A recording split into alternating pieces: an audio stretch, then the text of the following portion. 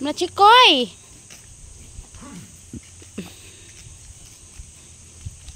Mayong adlaw tanan ato mga farmers na to, no. So karon nag-dry up mi karon sa atuhang MMP grower pellets, no. Mo ni inani ka quality nga atuhang pellets mga igsoon, no. So katong mga nagbuhi og mga baboy, manok, kanding, baka,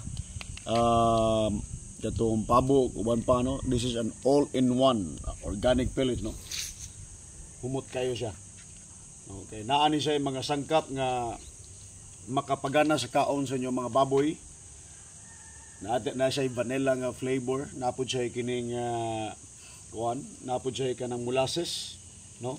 So taas kay ni siya og crude protein, is 30% ang crude protein ani nga atong gi-formulate is anong data ani nga gi-study is about 6 months. So na perfect na ko ang formula. So alang sa mga gusto maka-less, no? Kanang makatipid sa inyong mga pagkaon sa inyong mga kahayupan, 1,350 pesos lang ang usa ka sako niini, no? Kumpara sa commercial feeds is abot ang mga 2,000 kapin.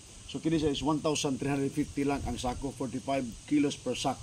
So di amo nang gi-dry up para ang heat moisture niya inisud sa sako dili gid siya mag-moist, no. Mulas ni into 2 to 3 months bisag dili pa nimo ni gamiton basta dili lang mabasa, no. So again, awhag na to sa mga kaigsunan nga mga mag-uuma kung gusto mo makales og kining makatipid sa inyong mga pagkaon sa inyong mga kayupan, no. So try na to ang MMP grower pellets, napuntay MMP starter pellets, no. So para healthy ang inyong pagkaon sa inyong mga kayupan, at the same time nindot pug kayo ang tubo sa inyong mga kanang ang inyong mga hayop, no.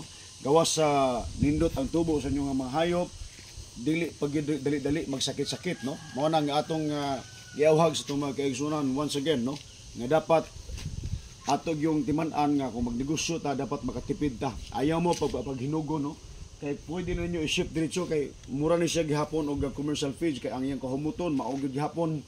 Unya ang nakarindot kay taas kayo siya og mga vitamins and minerals, taas kay core protein, taas siya magnesium, taas siya og calcium, unya taas pa gyud siya og carbohydrates, no, para mas dali labi na gyud mga naglactating, no.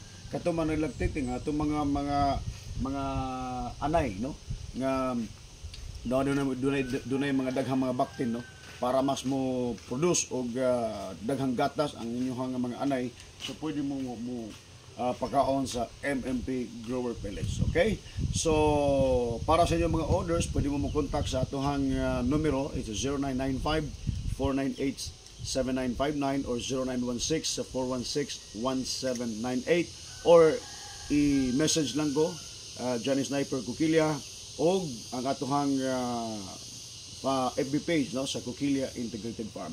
Daghang salamat.